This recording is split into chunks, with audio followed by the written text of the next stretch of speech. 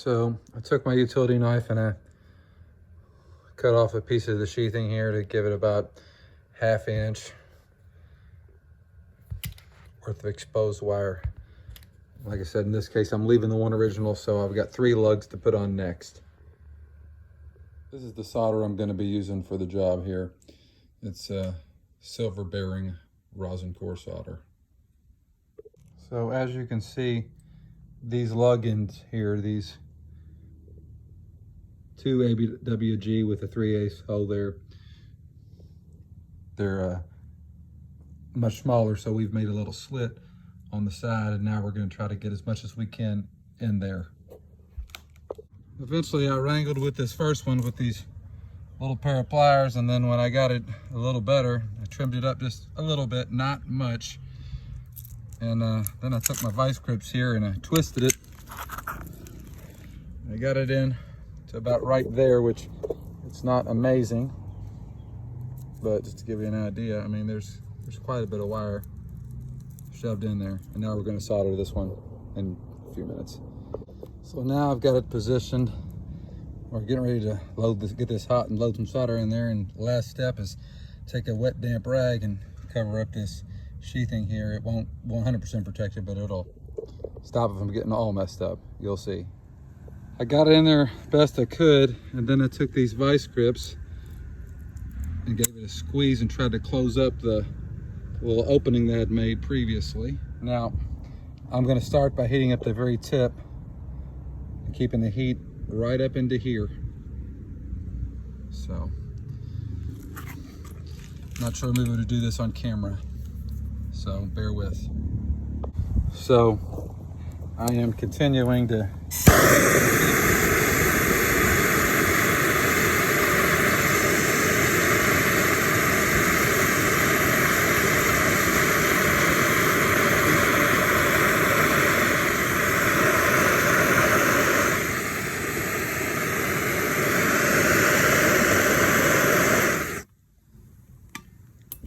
do a little bit more, but I'm going to set you guys down. So now I flipped it over and I've put a fair amount of solder in it, and I'm just letting it sit here and cool. And halfway in the process, I also clamped it a little tighter with the grips.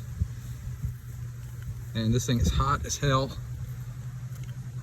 And so I'm gonna get it situated here one last time. Yeah, and finally I just keep feeding it, and I finally got some solder to drop through.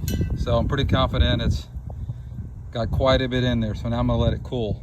So after she cools down naturally, it takes about 3 or 4 minutes. It don't take too long, you know. I'd put a little bit of water on there, but I never submerged it or anything like that. This is what you're gonna get, and then we test it. And what I do is normally shove a screwdriver in the hole like this, and I'll just step on the wire and give it a good healthy yank. I mean, I'm not being lightweight about this at all. I mean, I'm giving it a good yank, and it's on there pretty well. So now I'll taper up and I'll move on to the next end. As I was wrapping up the end I just completed there, I noticed the wiring here, and it says that it's 2-aught Flexiprene heavy duty welding cable, 600 volts, etc., etc. So I thought I'd share that.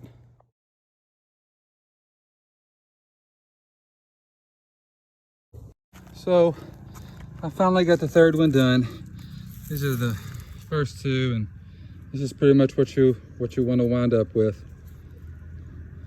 And like I said, make sure you test them very well, shove something in the hole and give it a good yank once they've cooled down to make sure they're going to be super strong. And this one's still a little warm, but just kind of give you an idea. This one didn't turn out quite so well. It's got a little something on the side there, a little extra, but it'll work just fine. So I'll keep you guys updated when I put it in the car. Have a good one.